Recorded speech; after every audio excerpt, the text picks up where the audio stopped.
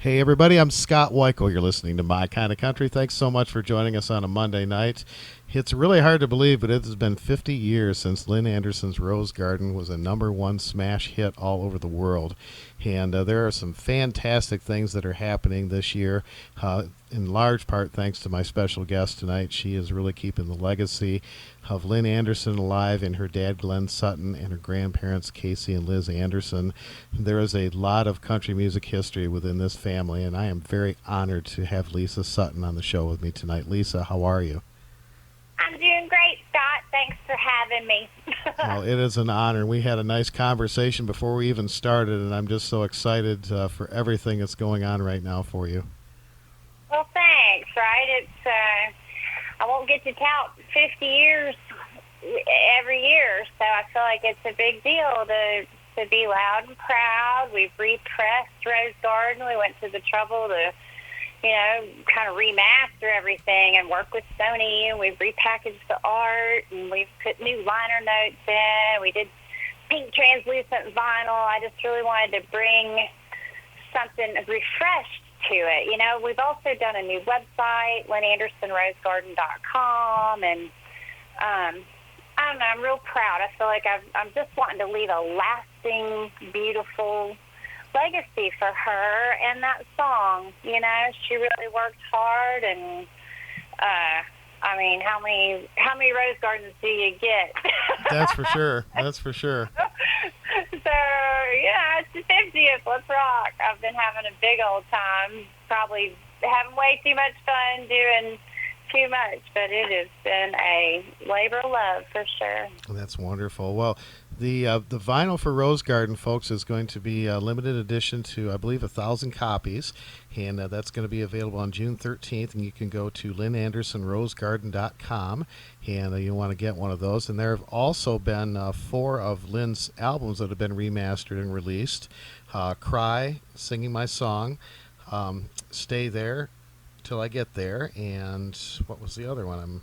Top of the World, I Top think. of the World. That's the one. Yep, that's the one. So you can get those too, folks. And I'll tell you and what. And they remastered and redid the. It's beautiful. Go onto your Pandoras, your Spotify's, any of how you like to listen and stream and download, and they've really made them sound great. Well, we are doing something special at the end of this interview this evening, folks. I'm going to let you in a little secret. Many times my listeners will call in and want to hear a song that I may not have on my computer, and I have the ability to actually play records right on the air. And tonight we are going to play Rose Garden from this brand new vinyl for you, so you're going to get to hear it firsthand. And Lisa, I want to thank you for making that happen. That is such a cool thing. I'm so glad to share it, so I can't wait to hear it. Well, I've heard it on mine, but I'm scared yours is you probably got it all calibrated and done up, right? We're going to make it sound good, I guarantee it. Well, right? Certainly Lynn has had just a stellar career, and her music continues to be so popular. She's one of the most requested artists on My Kind of Country, hands down. And she had 52 albums, over 100 singles, and she had 50 songs in the top 40, and 18 top 10s, and 12 number ones. That is a stellar career. And, of course, she won so many great awards, CMA Female Vocalist of the Year and ACM Female Vocalist of the Year twice. Of course, she earned a Grammy and the American Music Award for Female Vocalist of the Year. And she was also named Billboard's Top Artist of the Decade for the 1970s. How cool is that? Ding, ding, ding, ding. Yeah. I like hearing all that read off. That's wonderful. Oh, it's wonderful. So, I fail to say it sometimes, but boy, you hear it out, and that's why it's time to celebrate her one good time,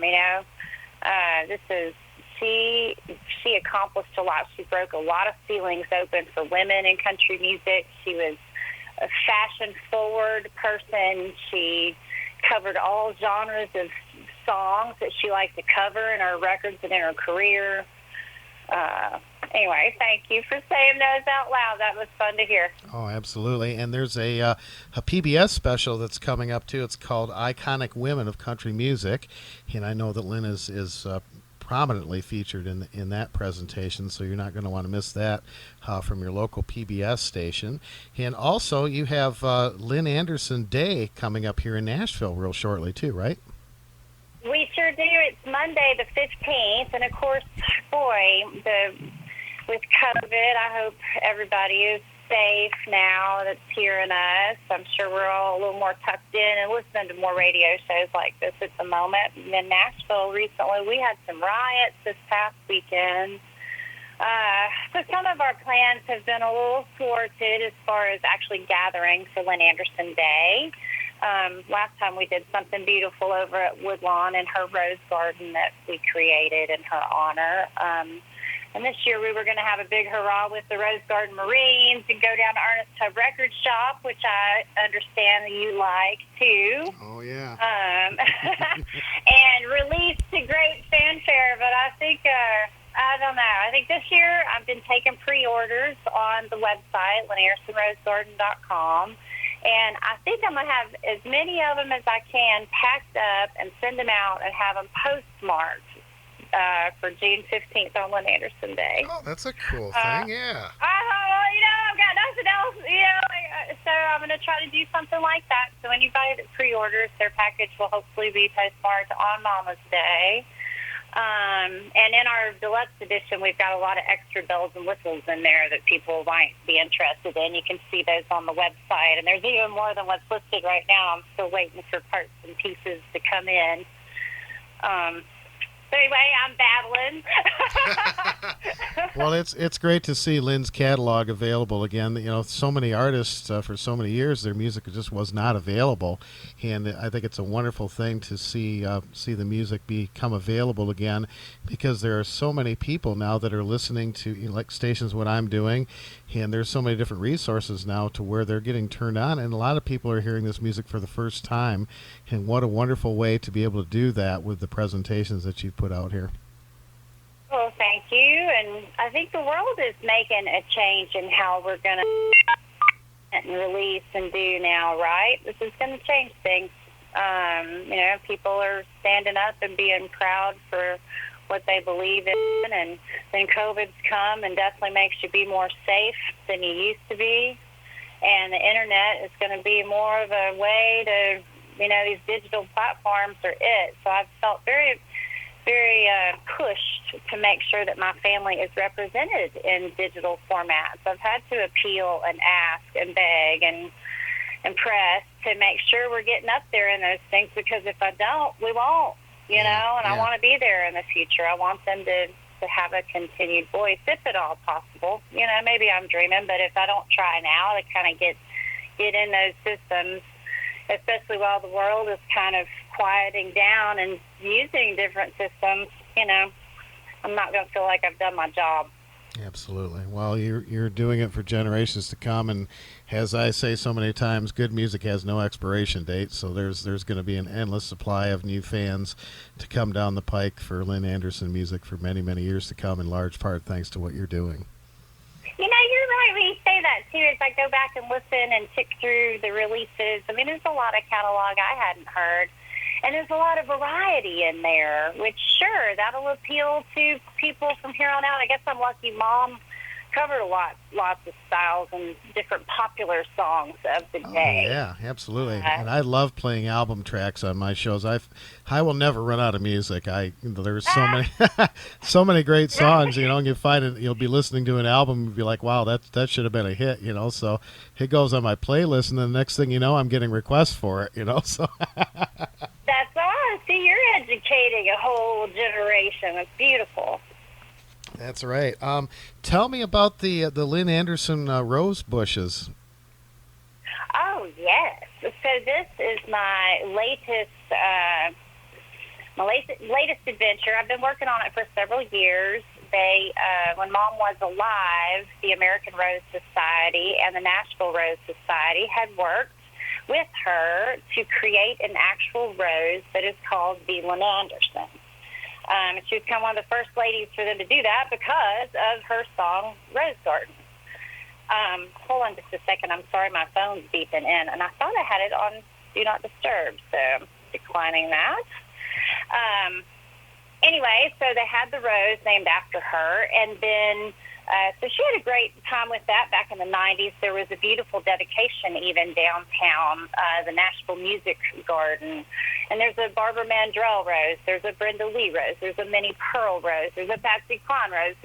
This year there's a Miranda Lambert rose, you know. So it's a fun thing to do, but my case is special because I actually went back after 25 years and had moms recreated because they had kind of gone out of faith. After a while they do. It's like fashion or anything else. There's just, you know, the newer roses kind of take place. They're bred from different disease resistances. So we've ended up kind of recoupling moms and pulling bedwood and creating limited editions of her actual bush. It's a fun thing to do. I've gotten more thorn pricks than I care to admit it. I know about all sorts of bugs. I keep a Facebook page about the Lynn Anderson rose that is my perils and trials and tribulations out there. I love it. And then we created a beautiful garden over at Woodlawn, which is professionally maintained and lovely and in Mom's honor. And then I've got about 75 of them here at the house that I just love. And for a while, we've been selling them. This year we're out, but we'll have them again next year. Well, wonderful. That's great. Well, you can get more information at LynnAndersonRoseGarden.com, and Facebook is the official Lynn Anderson. We'll put those links on our Facebook page, too, so that you can go check out what's going on and keep up with everything happening and make sure you're getting this new reissued music and, of course, that beautiful vinyl for Rose Garden that's coming out. You got to have that, folks. We have the pink vinyl. The center of it has an illustration that is the Lynn Anderson rose. And so we've adorned the website and everything. When you go start seeing stuff on Mom this year, that rose is actually what our Lynn Anderson rose looks like. And so then, the bushes are planted across the nation. And I've got little bits of Mom everywhere between her vinyl and her roses. That's great. It's a website. That sounds like a song, Lisa, between vinyl and roses. It does. Maybe we should write one. We'll have to write that one. I love it. You know, a couple years ago, I was blessed to be able to see a beautiful display at the Country Music Hall of Fame and Museum in honor of your mom. Oh, did you come? Oh, cool. Wasn't it nice? It was beautiful. Nice? It was beautiful. And I know you had a big hand in that. What was it like as you were reminiscing and looking through some of this memorabilia? Oh, that's still kind of an everyday thing. My house is definitely a little bit of a hillbilly heaven between archives and catalogs and Dad's collections and Mom and rhinestones and instruments and Grammys. So to sit there and try to pull and pick the best, I really had the opportunity to work with Carolyn Tate, who is kind of the lead curator there, and she came through the house and she helped me pick tasteful things and how to kind of combine them and what would really make the best vision for her. I would have probably put way too much crap in there. I'm much more of a hillbilly, more kind of stuff. I like seeing it all, but no, down at the Country Music Hall of Fame, they would like to be a little more beautiful. They did end up doing a pink wall, though, and one of the kids that works there came up and she said, we've never done pink in an exhibit. It was like and I thought, oh, well, good. I love it. And it was neat because I really wanted them to let me show off her cowgirl side, too, Mom was a true horsewoman and cowgirl. She wasn't just a TV cowgirl, And I feel like it's important to include that with her memory and legacy, is that she was actually country and Western. She came by it honestly. When you were growing up, what was it like, being married to, or being the daughter of two people that are married in the music business, and both your mom and dad were very successful, and I'm just kind of curious as to how that affected your growing up. I mean, was it something you were really aware of, or was it just mom and dad for you? Well, I always always used to say, they're just mom to me or dad to me. But I was definitely aware. People looked at mom different when she walked around. And in hindsight now, I do see why. She was beautiful, and she was, I don't know, she was something about her. She definitely, and she liked to dress and do. And she definitely, you noticed mom when she walked in a room.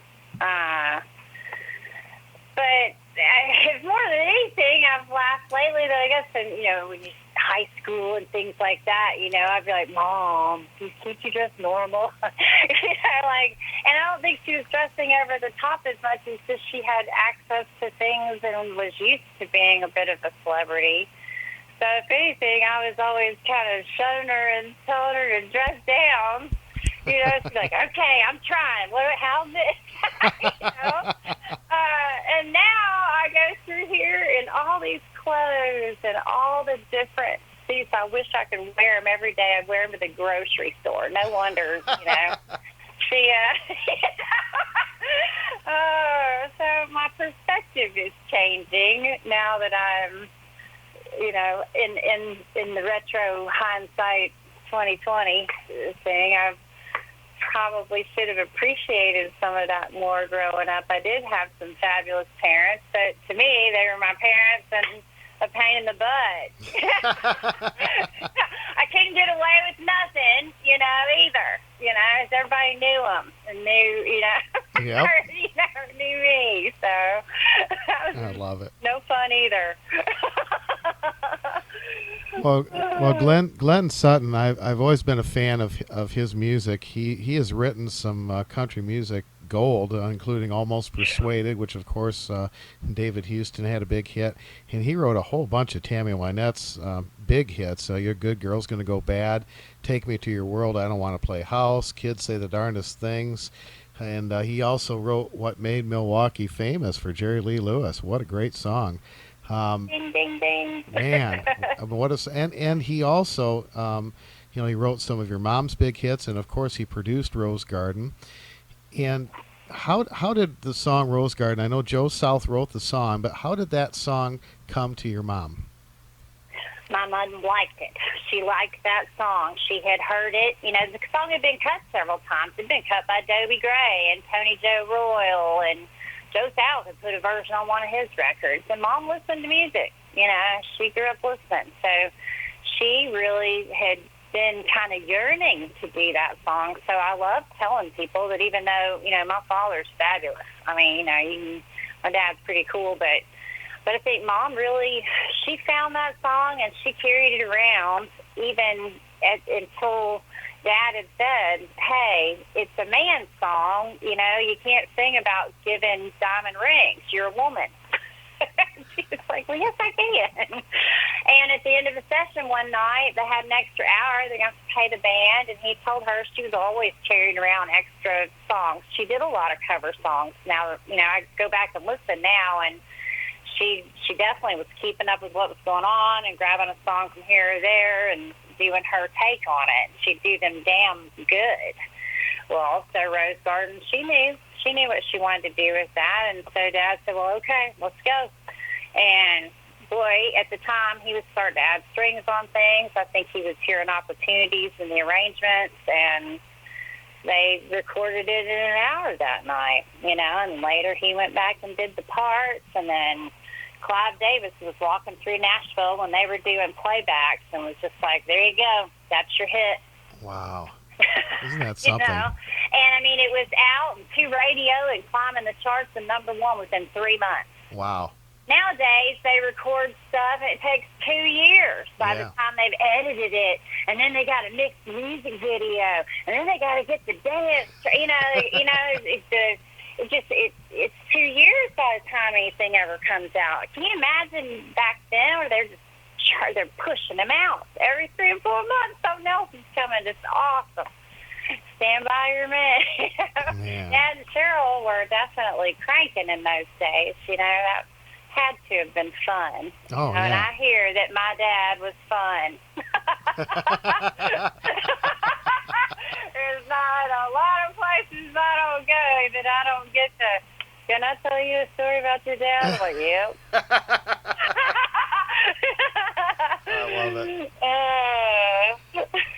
Well, and also your grandparents again, fabulous songwriters together, and of course Liz had some great records, and she recorded a duet with your mom called "Mother May I," and I love that song. I played that so much on my show, and It's one of mine too. I like that one too. oh yeah, and they are responsible for Conway Twitty's very first #1 song in the country field. It was called "Guess My Eyes Were Bigger Than My Heart."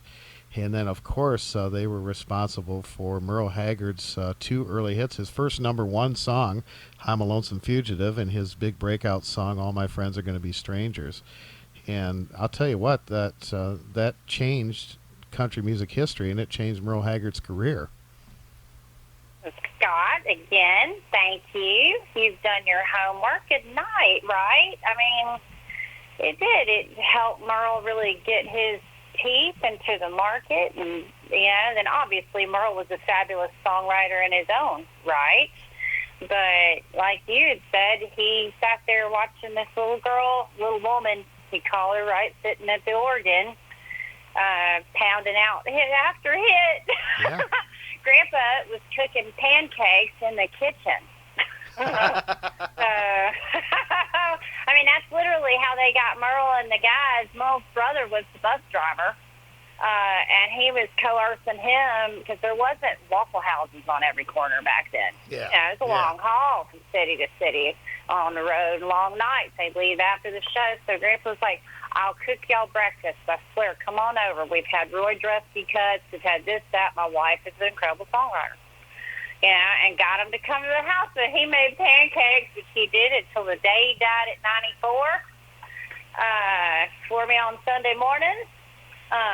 And that's how he got Merle Haggard and got Grammy her big hit. My grandfather was the uber promoter of the Anderson women, Apparently he's put me in that position, too, because it was me and him left at the end. And somewhere in there, he flipped me to definitely wanting to tout for them. There's nobody else left to do it. So I feel like, he was, until he passed, he was just constantly thinking about Grammy songs and different cuts and telling me stories about things. He loved it.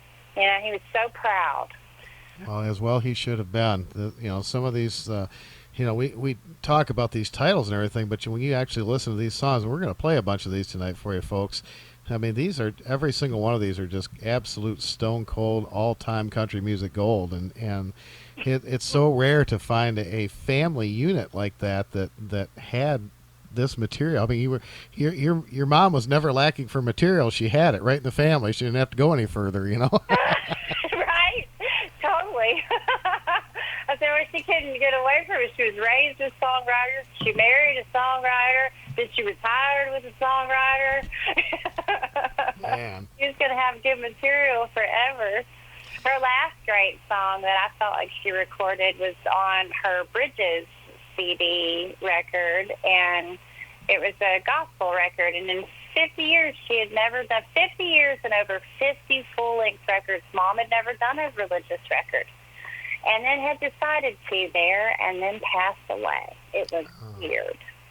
Wow. But the last song she did that she had a real big time doing was she took Drift Away and rearranged that, and it's the old rock and roll "Give Me the Beat Boys" and "Free My Soul" that Dobie Gray sang. Yeah. Well, the gentleman that Mom ended up being with for the last 30 years of her life out in Taos, New Mexico, wrote that song. And so she took Drift Away and "Give Me the Beat Boys" and "Free My Soul."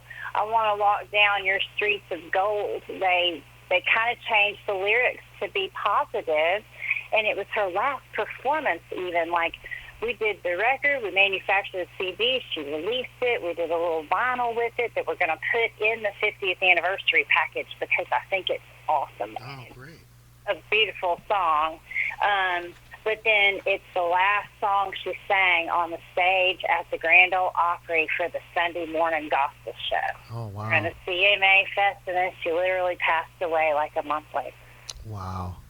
Wow, that's amazing. I'm going to get a little weird, get a little goosey because I feel like she just left in this poetic, uplifting way, and I'm so proud of her. She deserved that. Absolutely. Well, she was the best, and she has legions of fans all over the world to this day, and I know everyone is so excited to hear about all these wonderful albums that are coming back out again, and of course the beautiful vinyl of Rose Garden. You're going to want to get that, folks.